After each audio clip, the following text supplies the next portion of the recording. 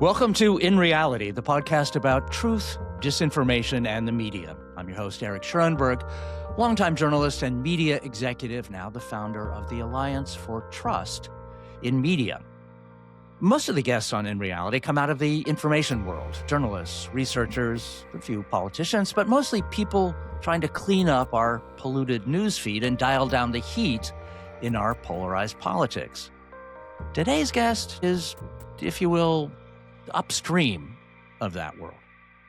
Carole House is a public servant who spent her career trying to bring order to a world in which sophisticated technologies can be, and inevitably are, exploited by bad actors. So think cyberfraud, ransomware, digital money laundering, cryptocurrency, and of course, disinformation.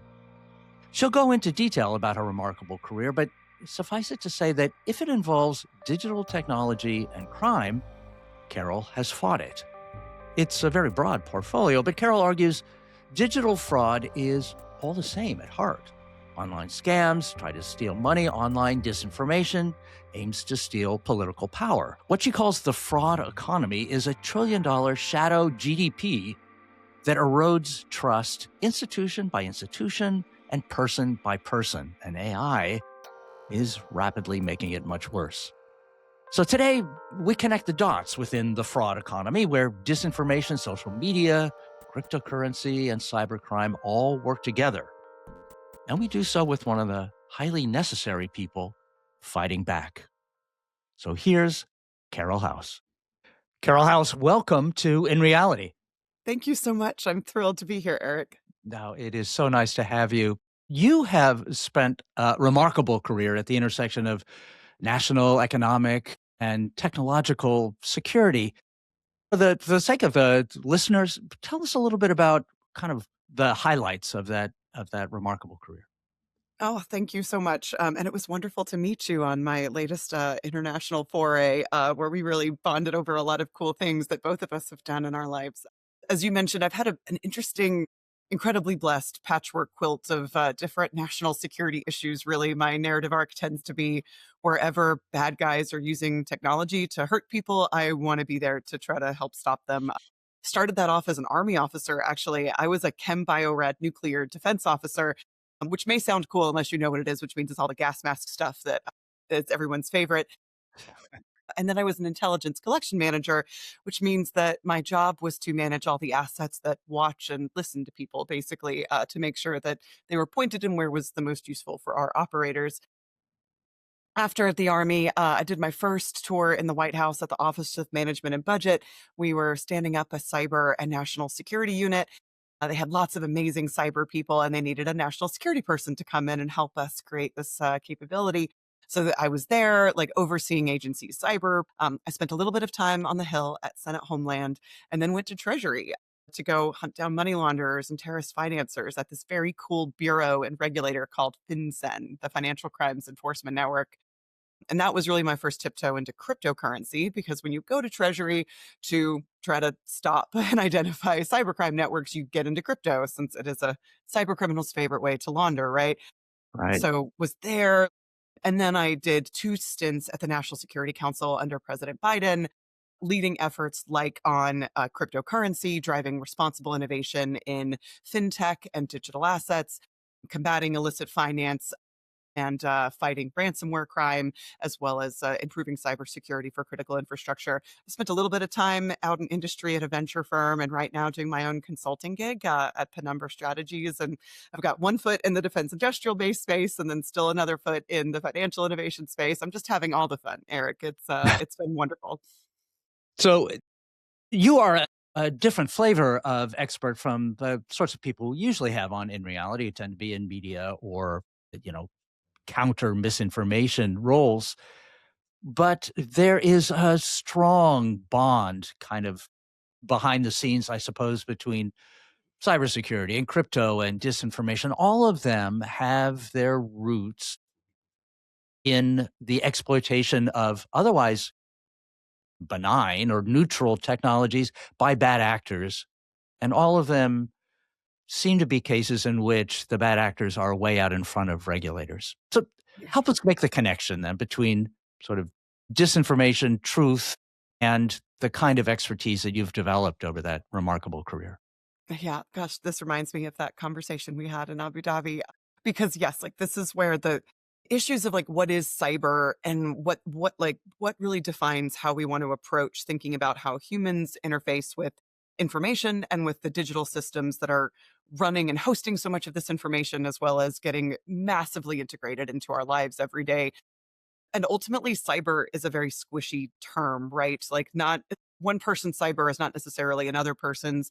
I remember when I was studying for my cyber certification like a decade ago with an old NSA buddy, and we were studying about like HVAC systems and fire suppression systems. And he was like, "This isn't cyber." And I'm like, "I don't know. If you run a data center for AWS, that's kind of cyber."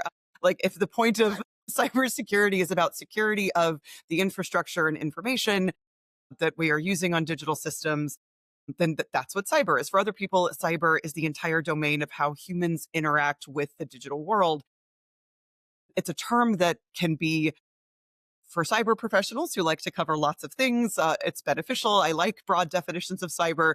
For other people who understand that things like information operations and influence and Mm. propaganda, and as well as just messaging and strategic comms, understand that hey, maybe network defenders may not be the right experts on like this kind of cyber. So I think it's important for folks to be able to define and like detailed way and specific and nuanced way, like these are the issues that we're trying to address to make sure that we've got the right expertise in the room.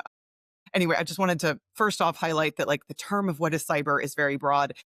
And this has been an issue with our greatest adversaries too, right? Because cyber strategies that we've seen from a lot of our adversaries like China and Russia, they don't make a meaningful distinction between like more hard cyber kinds of operations. It's like they view all of this as continuous. And this was certainly present as we were negotiating things like the Cybercrime Convention. It's still a concern expressed by many in the humanitarian and civil rights world, where basically people are concerned that if we agree to ways to try to combat cybercrime, and support each other in investigations across borders, we're thinking about trying to fight ransomware criminals that are operating out of Russia, targeting and taking down hospitals.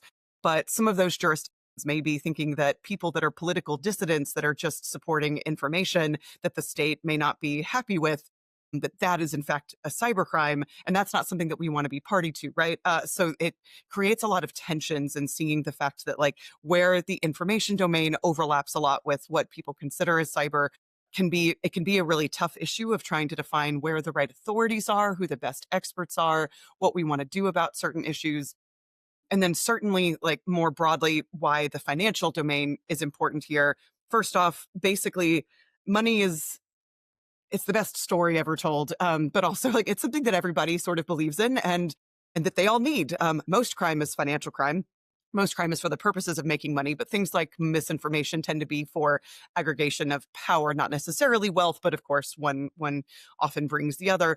And in order to conduct malign influence activities, you need money. Like there's massive money trails that are supporting and propping up the networks of whether it's like ad hoc hackers that you're, a broader network that you're working with that you need to pay, or you're paying for infrastructure that's being hosted across certain jurisdictions. Like money trails and end up backing most illicit activity. So basically, I feel that working on the illicit finance side was an incredibly eye-opening experience to get to see and understand that needing to be able to understand how financial trails were backing and supporting things like malign influence campaigns like those perpetrated by like Iran and the IRG or Russia and a lot of oligarch fueled misinformation campaigns and many who we've sanctioned and cut off from the financial system. So finance can also be a lever for disruption, not just for identification and being able to try to cut off those lines of support, but make sure that they can never get access to and benefit from the U.S. financial system.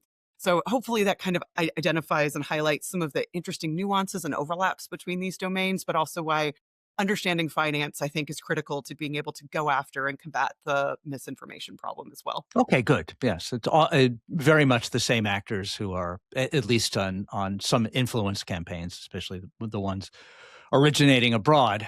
Yeah, as you pointed out, the barriers between cybercrime and influence campaigns is Can pretty be horrid. arbitrary sometimes. Yeah. Well, I'm puzzled by the state of regulation around each of these issues, and that's your area Mm. of expertise. I have the impression the U.S. is lagging well behind other nations in this regard and has been dismantling some of our defenses. And as you pointed out just now, last night, the U.S. withdrew from a number of international organizations that were designed to regulate these new technologies.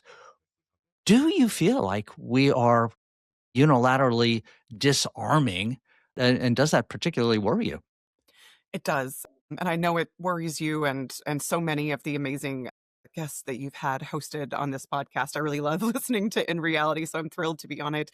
But yes, I am certainly deeply concerned about many of the organizations, especially the UN ones that we've withdrawn from. But there's a series of other international orgs as well that are pointed around things like supporting freedom and democratic principles and sustainable democratic processes across jurisdictions and fighting misinformation. Like the International Institute for Democracy and Electoral Assistance was one of them. The UN Democracy Fund really worried me. The Freedom Online Coalition as well, which it's basically a like-minded state coalition. I realize your listeners might be familiar with it, but where it focuses on like human rights, fundamental freedoms, being protected online, and focusing on things like digital technologies and internet governance to be able to make sure that those are all the human rights respecting. We focused on trying to combat things like unlawful and undemocratic surveillance and data protection and content governance. And now withdrawing from these, and it's unclear exactly why. I so I'm very concerned about the fact that we're withdrawing from a huge number of international organizations when the nature of these transnational networks, they're transnational. They're Mhm. operating without regard for borders. They're exploiting the seams between jurisdictions, between the different regulatory regimes that we have, not just across nations, but also across different sectors. So, as you've mentioned, the concern around the regulatory environment, I'm concerned about it both in the financial space, generally on things like anti money laundering, but especially in cryptocurrency, which is not exclusively the mechanisms for payment that's used in misinformation, but crypto has certainly played a prominent role in many of these networks and operations. And then, of course, on the information domain front, we still have a huge way to go on figuring out what does the accountability architecture look like for the future of digital democracies. We've really not put in place the right trust framework and architecture in our policy or in the tech yet to be able to combat the fact that like the efficiencies of autocracies are really reinforced by the efficiencies that digitization brings, and the Mm. inefficiencies that come with democracy, which we put in place deliberately to prevent things like tyranny and overreach.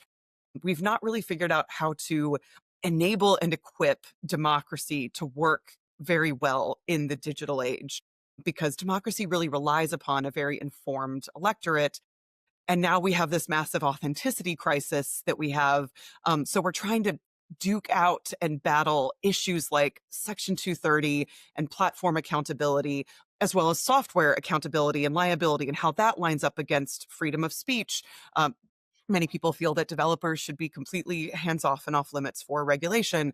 What does that mean when now things that used to be much easier to be able to hold folks accountable for, now when you have this massive reach of scale in reach globally, scale in capacity, scale in speed, scale in sophistication, then we need to figure out how to scale our accountability mechanisms as well, but trying to do that in a way that also preserves freedom and democratic principles. I think that this is where we've been having a very hard time, even with international partnership, now that we're withdrawing from huge numbers of these orgs that have been trying to build at least norm-based like regimes and partnership waves forward on trying to combat exploitation across platforms.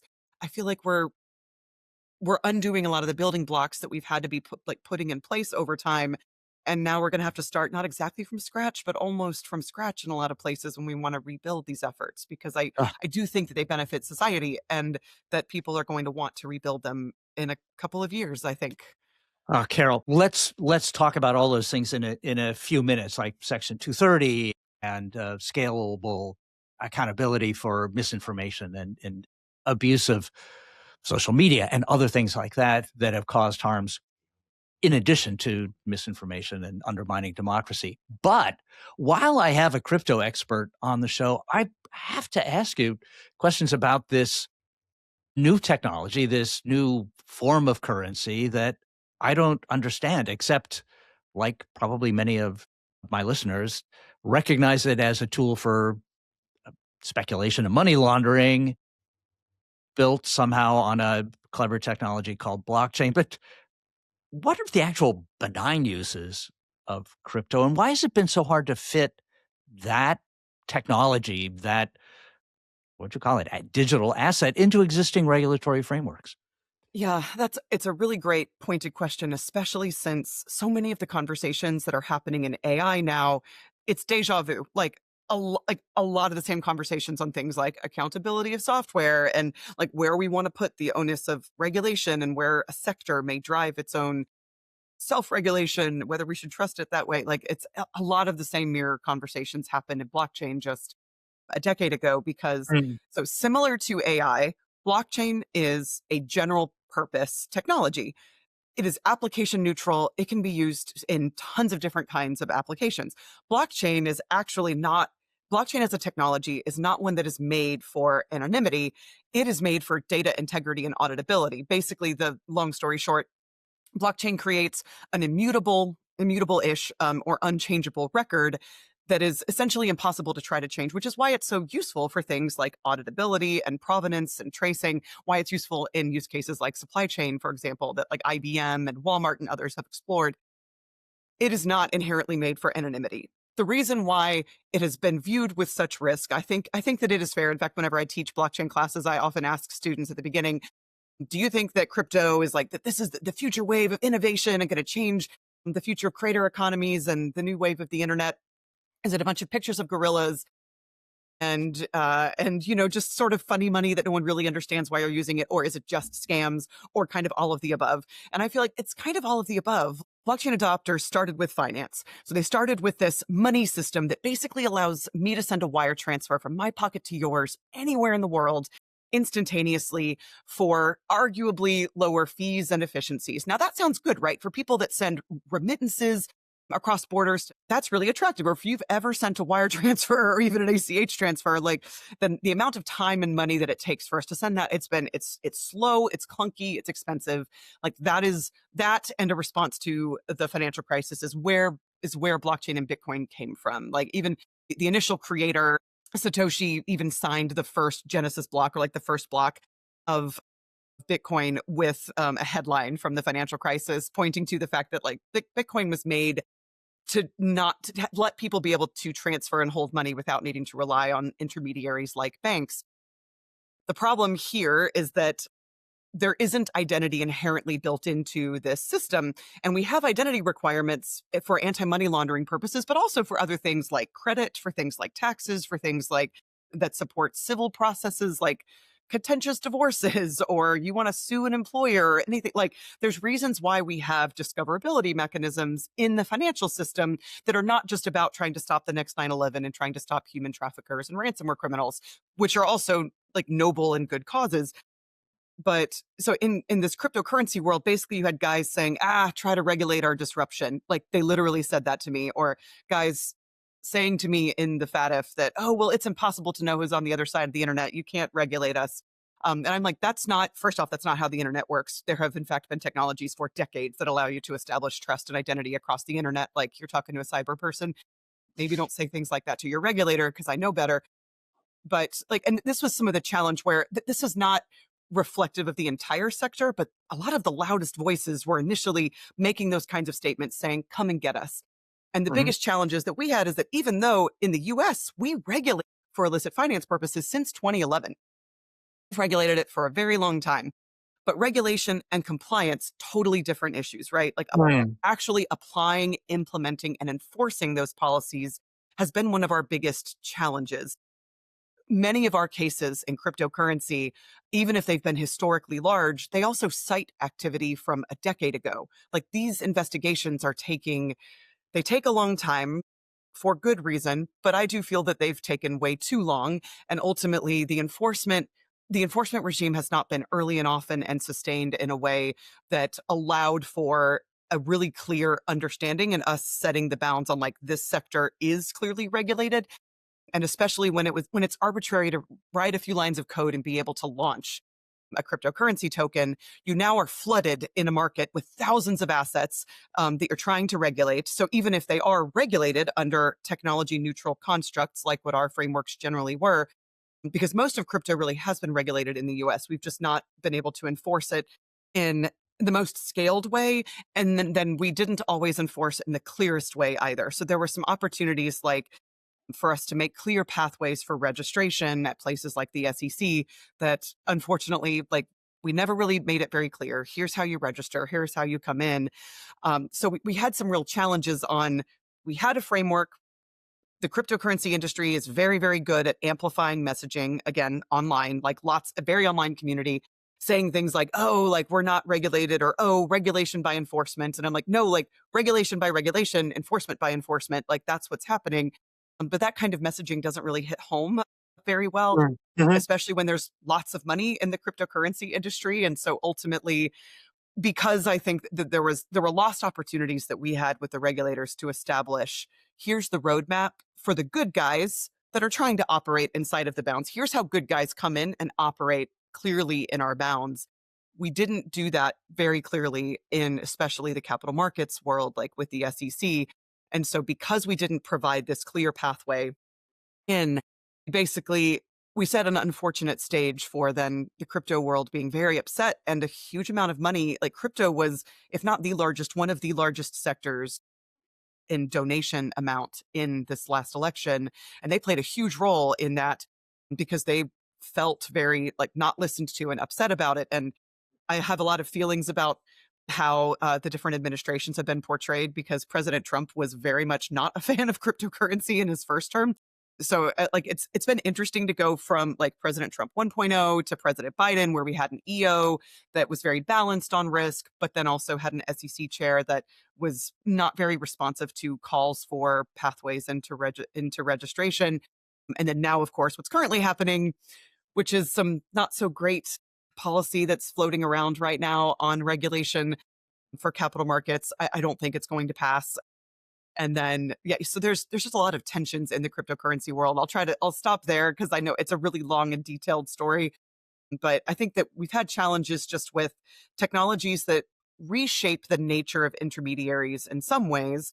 In some ways, it looks a lot like traditional finance, but in some ways, it's unique because we have this traceability that you get with the blockchain, like unprecedented financial transparency, right? Like Cash, Swift, Fedwire, they don't publish to public immutable records.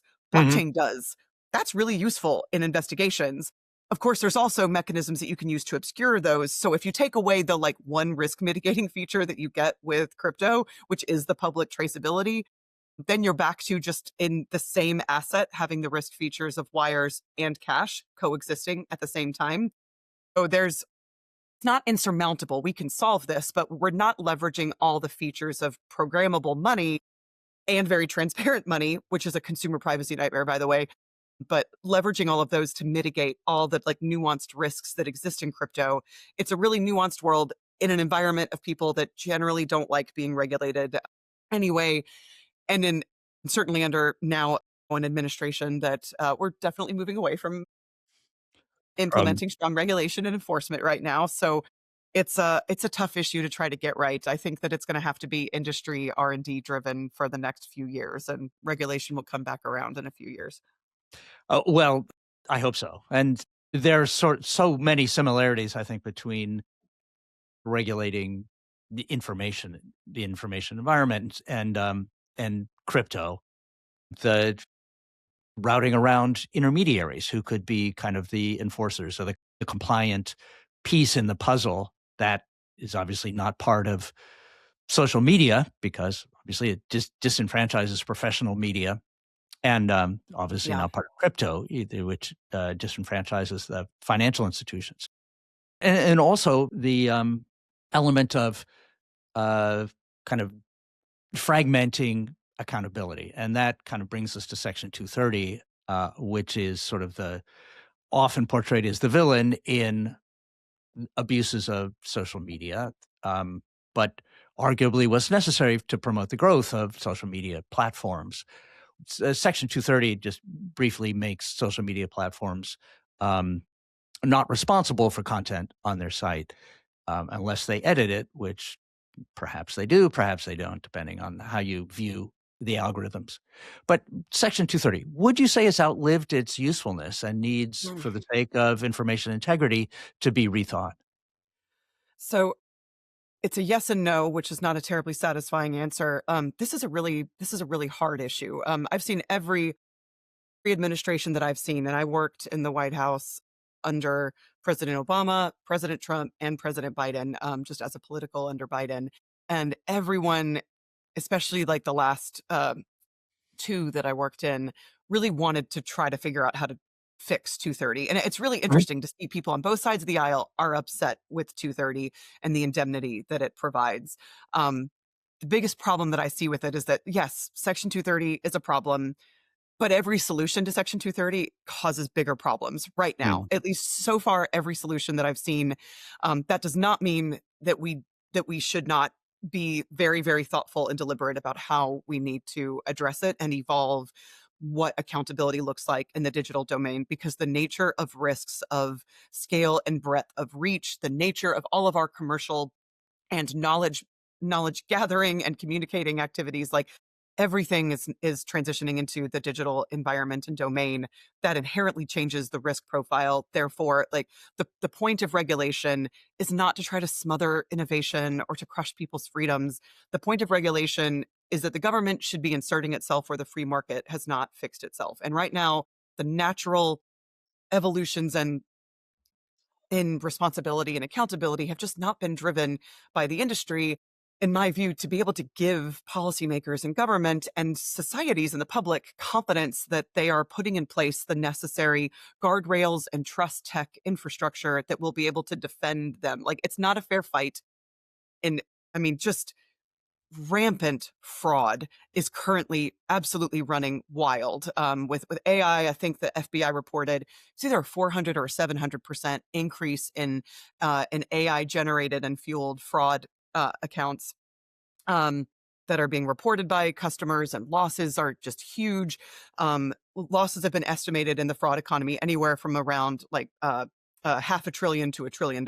Like, the fraud economy rivals G nations, right? Like, we are dealing with a peer adversary and they are exploiting tech platforms to exploit our citizens. This is a huge problem. So I do think that we have to figure out how to address it. Carole, would you define the fraud economy? What are Sure. the crimes? What are the frauds, and how are they monetized? Oh, sure. Absolutely. So, and I just wrote about this in an op-ed because I'm serving right now as a distinguished fellow for an international fraud task force that the US and UK treasuries are co-chairing, which I'm really excited about. This just announced. So basically, like these fraud networks that have morphed into being industrialized, scaled fraud schemes. And now we've gotten to the point where the people that are calling and scamming you or texting you are often also victims themselves. We literally have human trafficking victim fueled scam centers sitting in places like Cambodia and Myanmar that are the people that are now directly perpetrating the crimes against us. But behind all of that, you have organized crime groups that are running and operating this. In fact, the head of one of the major groups, and Prince Group, was just arrested in Cambodia, and I believe he was extradited to China. I don't remember if he's already been moved or not, but like these are huge because it's that they're targeting people, they're undermining their trust, they're telling them that there's investment opportunities, they're building romantic relationships with them, they're Mm. leveraging building this trust relationship. They're also leveraging AI and like LLM driven scripts in order to do that, and in order to build those networks and these bot campaigns to be able to find as many targets as possible, build that trust and relationship, and then convince you to go to a site that looks real. Generated by AI, these websites that are totally fraudulent, getting you to put in your financial information, and then often asking for the payment in cryptocurrency, or even if they're getting a payment in traditional finance, they eventually convert it into crypto to conduct a lot of the laundering. Like, again, cryptocurrency plays a serious role in laundering for a lot of the illicit activity that is, I mean, it's resulting in deaths. People are killing themselves. Even I had a family member that was duped recently because people are targeting veterans, because the veteran community is known for being really generous with other veterans, and they targeted my family member. I'm also a vet, and convinced them to send a bunch of gift cards in support of a veteran helping effort, and then eventually found out that that was a scam, and they came after him again. And he didn't tell me because he knows that I work in this space, and he was too embarrassed to come to me and let Yeah. me know that this had happened. Which broke my heart. So this is these scam networks are compromising human trust. They're leveraging and exploiting technical infrastructure that's operating across borders. So whether it's web hosting and VPNs, bulletproof hosting services, as well as social media platforms, or where they're often starting the outreach, and of course telecoms on your phones. So there's so many different, like, I know I've mentioned tons of different kinds of platforms, right, that all have a different regulatory perimeter, many of whom aren't regulated at all. And if they are at all, then you have to look at things like, is it more opportunities for civil litigation and claiming specific harms, or like faulty products? I don't know. These kinds of things haven't been tested in court, but I wonder if they could be. There's just a lot of interesting absences of regulation in some ways, because a lot of social media platforms are trying to hold off regulation, right? But this is why people are very upset with a lot of the platforms for not putting in place significant measures. Like Meta just published a big study highlighting that's like some massive percentage of their revenue that comes in is from fraudulent advertisers that are scamming people. Now, good on them for publishing that study. Like, I'm glad that they did that study. Now I'm curious, what are they going to do about it? Mhm. But this is the like these are the real challenges that exist on this on again combating this issue of the fact that criminals are exploiting this jurisdictional arbitrage and fragmentation that's existing.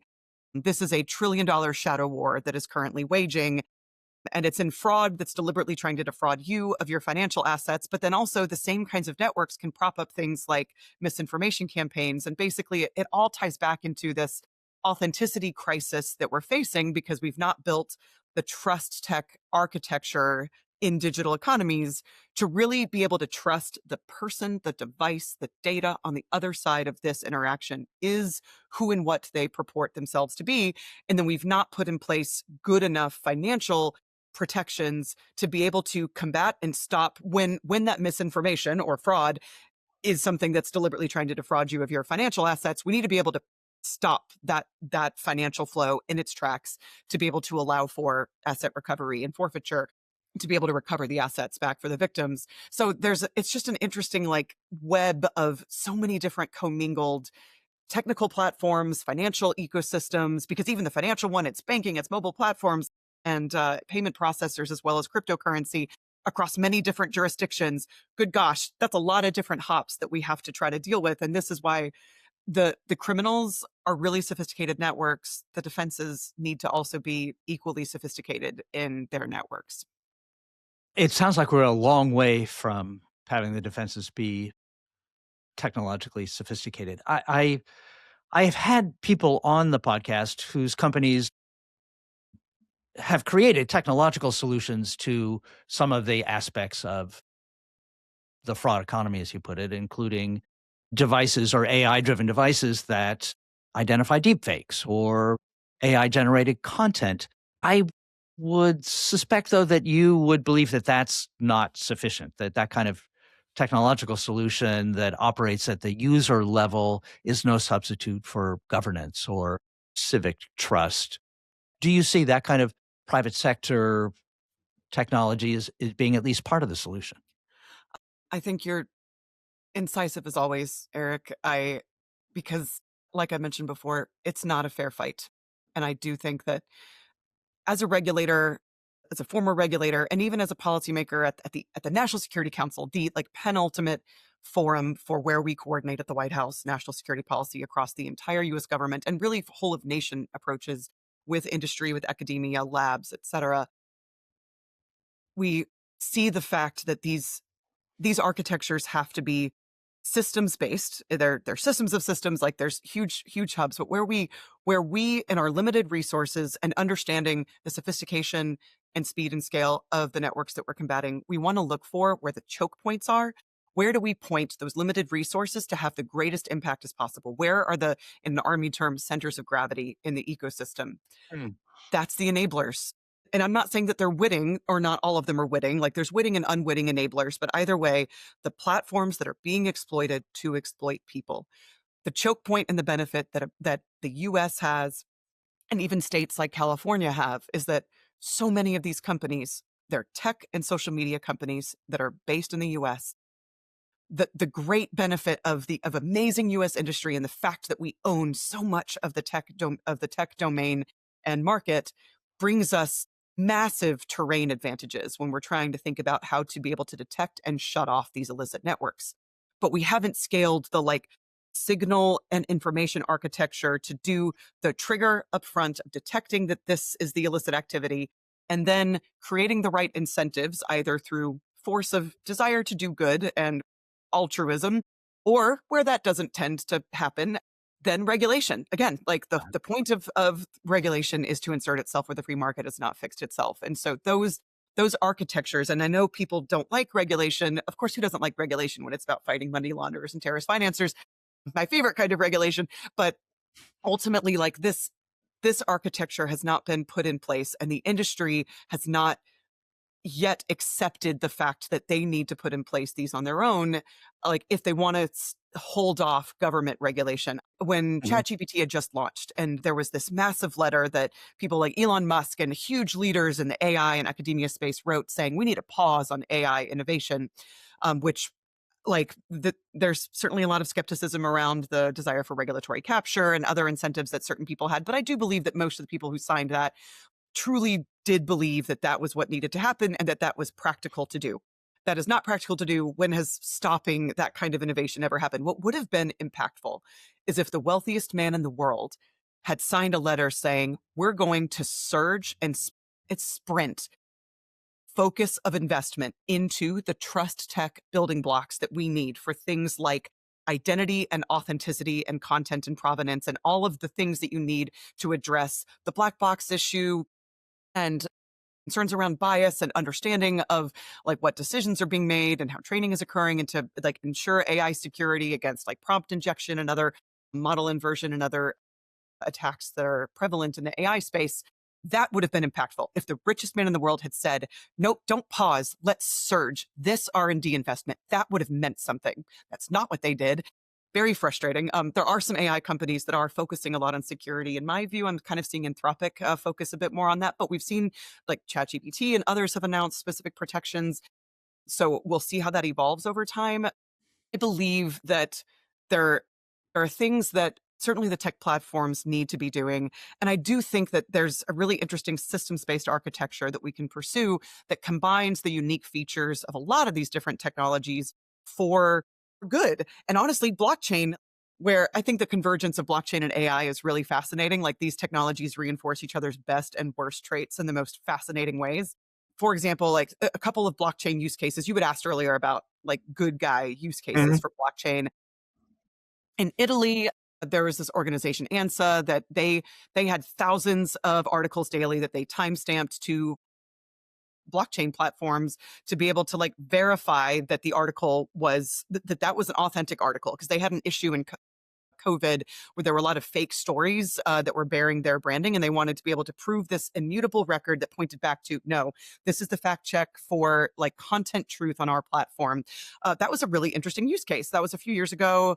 I know TruePic started with blockchain. I think they've moved though into other like PKI certificates and other kinds of technology, but TruePic basically does like watermark images and things like visual risk indicators, but basically Mhm. like taking a lot of pictures and image verification, whether for military clients, for insurance applications, or others to look for risk indicators of like the state of certain assets, et cetera. But they used blockchain to again maintain this immutable record and history of like computer vision tests to detect so that you could detect any manipulation that may have occurred for those images. New York Times did a provenance project. They did a research project. It ended a few years ago But again, where they were like basically storing photo metadata on the blockchain to be able to like prove to be able to have an immutable record that could prove the authenticity and integrity of an image, and that it hadn't been manipulated or changed in any way. So Right. there's tons of things, digital certificates that Scott Stormetta has been pushing with Shermark to try to help you be able to like verify online your own certificate to say, yes, I am me, and anything that I have done has been certified here. And people have used the blockchain to publish things like war crimes that Russia has conducted in Ukraine, or to publish information about the Holocaust. The Inclusive Design Institute is doing things like publishing on blockchain's cultural artifacts to make sure that these historic artifacts and information can't ever be deleted if it's stored in a decentralized way, and that those stories will be remembered forever. There's a lot of really interesting applications that can be pursued. Unfortunately, most of the applications that have been pursued have been focused on finance only, and so I think we've been not using a lot of these technologies to their greatest extent. Okay, good. So that's not a ringing endorsement of blockchain, but probably a glimmer of hope for the technology Yes, it used for deserves good. exploration. You mentioned Elon Musk Mhm. and the opportunity that he missed around AI, and putting the weight of his wealth and the breadth of his voice, his impact behind benign uses of the technology. I remember that just last month he was fined $140 million by the EU for violations of the Digital Services Act, which he responded to kind of characteristically by saying that the EU was trying to censor him. I worry about the ability to truly regulate these technologies, because it means regulating the richest people in the world, the most powerful companies on the planet. They have more lobbyists than there are legislators in Congress. Is there a way through that, or are we basically kind of fated to be serving these wealthy corporations rather than working on behalf of letting these technologies promote human flourishing? Man, you cut to the heart of the issues, Eric. Yes, because yeah, the massive centralization of wealth and our absence of really meaningful election reform has, I think that it just continues to rob us of the greatest levers and opportunities to try to figure out how to help improve this little experiment on democracy that we have in this great nation that we both love so much. Because I do think that election reform is so massively needed. I love business. I am a capitalist. Like I love business, want it to thrive, want business interests to be able to be represented. They should be. But this real problem that we have, because of the absence of meaningful election reform, we've not put in place mechanisms to try to help redistribute wealth in a good way. And I am really concerned about the capture that the wealthiest have right now of the political parties. And I think that it plays a really sad role. And honestly, in the cryptocurrency world, like that's why cryptocurrency played such a massive role in the election, was because you had like the entire cryptocurrency sector pointed into one party.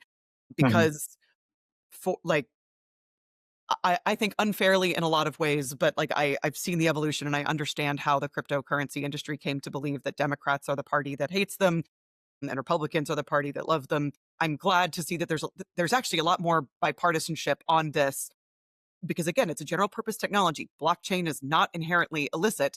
It's the people and businesses that have not put in place the necessary protections that have led to the rampant exploitation that has occurred in a lot of the sector. But there's a lot of really good stuff that comes with it too, like democratized access to finance. Good gosh, that is a progressive value. Like the Mhm. technology is actually made for progressive values. It's just the way that it's been implemented has not yet quite achieved some of that promise, but the potential is there. The promise is there. We just need to push for it. But then you had lots of very angry millionaires and billionaires in the crypto world throwing all of their money again into the elections. And I don't want to just talk about crypto, but it plays a huge role. It's why now you're actually seeing the banking lobby coming up against crypto, because the banks really hadn't been coming out against them. But there's a lot of tension right now on some of the regulatory frameworks. And so it's interesting to see the banks finally come into this fight. And fascinatingly, President Trump just announced something where he's requiring that, I think it's defense contractors only, the CEOs aren't allowed to make more than $5 million a year. Honestly, I don't know what the context is behind it, but Mhm. this effort that's actually something that's been pushed by progressives for a long time of trying to limit and cap CEO pay. I I was surprised to see that move from this administration and focused exclusively on the defense space. Like these are all of those are really, really interesting facts and choices that I'm still looking into and trying to understand some of the basis and foundation for why we chose that sector of government contracting specifically and especially. But I think that there may have been some anger at a particular contractor in light of all of that. But so just I'm not convinced that all of these are the ways to fix all of that, since I think that none of the other economic policies tend to be things that are helping the like affordability and distribution of wealth crisis. But that was an interesting move by this administration that I wasn't expecting. So Yeah. I'll say the last few days have been interesting in the news world. Boy, that is for sure. We've been talking on the national level and the global level about regulation and technology. For the last question, can I ask you to go micro and address a question of what ordinary people can do while we're waiting for regulators to catch up to ensure our digital safety, to ensure the integrity of our news feeds? What are the steps that you would recommend the members of your own family take for digital hygiene today? I love that question because a term that I've been using a bit because I love military history is we had this concept of like shields up in cybersecurity, and I preferred thinking about it as not just any kind of shield, but specifically a phalanx, and which Mm. this like Greek like architecture of basically like interlocking shields. I don't know if you ever watched the movie 300, like it's sort of on display there of like the shield wall interlocking with each other. And the way that a phalanx works is that like you're supposed to use your shield to like guard the person next to you. So the person on the end like has their sword out. And anyway, and there's also gaps in between where you can use spears and swords and stuff. But I liked that because it means that society has to work together. We all sort of rely upon each other in protections in good ways, but also if you end up separated, you still have a shield to protect yourself. And that is entirely necessary. And so I do think that individuals need to be thinking about how to protect themselves. Something that I think individuals can do first, think about examples that we have from countries like Norway. I think that Norway was found in a study to be the most resilient against misinformation and manipulation. And there's a lot of reasons behind that, but basically this resilience teaching mechanism that basically it starts with education from very, very young ages on helping people think critically about how to evaluate information that's coming in, trying to look at things from lots of different sides, trying to go to the root source. People should be skeptical in a healthy way, not paranoid, but like they should be very thoughtful about the kind of content that you consume. Think about that with your kids too. Teach them to be thoughtful and to just keep asking questions. Like don't just stop at like, oh, I got this information and now I trust it as truth. Keep asking the question of like, where did this come from? Like, why is this way? Try to find other sources that also report that information. Similarly, I think that people have to guard their supply chains of how they're getting information and where those root sources are.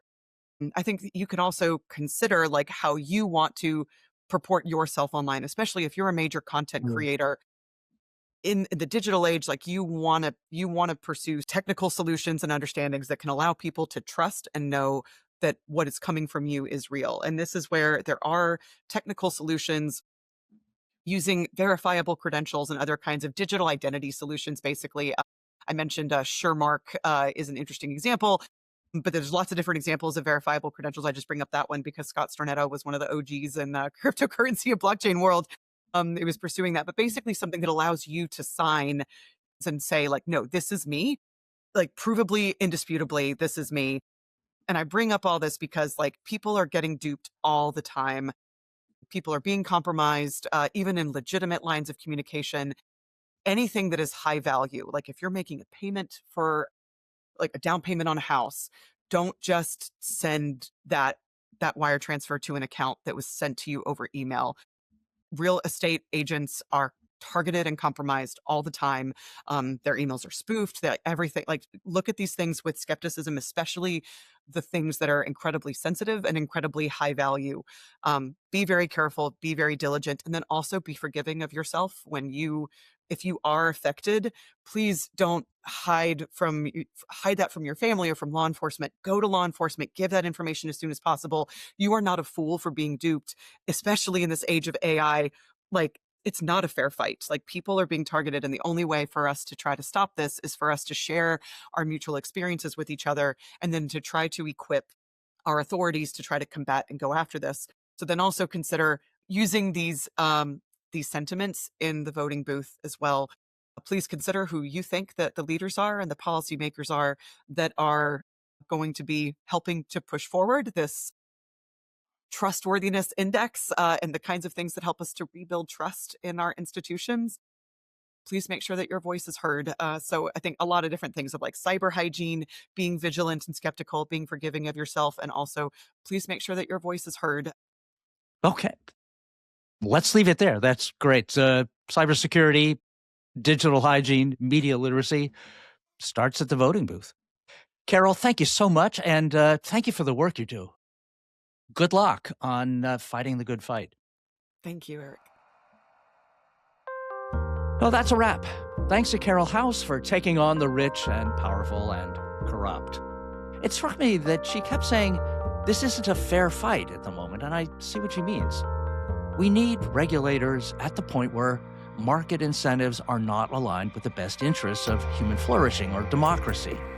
We need the right incentives, the right rules, and we need the courage to enforce them. We need some of those rich and brilliant people who are now opposed to any rules that will rein them in to join the rule makers for the benefit of us all. In Reality is a production of the Alliance for Trust in Media, thanks to our producer Tom Platz of Sound Sapien and my Alliance colleague Sophia Campbell. You can learn more about us at alliancefortrust.com, and if you like this work, download us and give us a review. It helps others learn about the Alliance's work. I'm Eric Schurenberg. Thanks for listening in truth and in reality.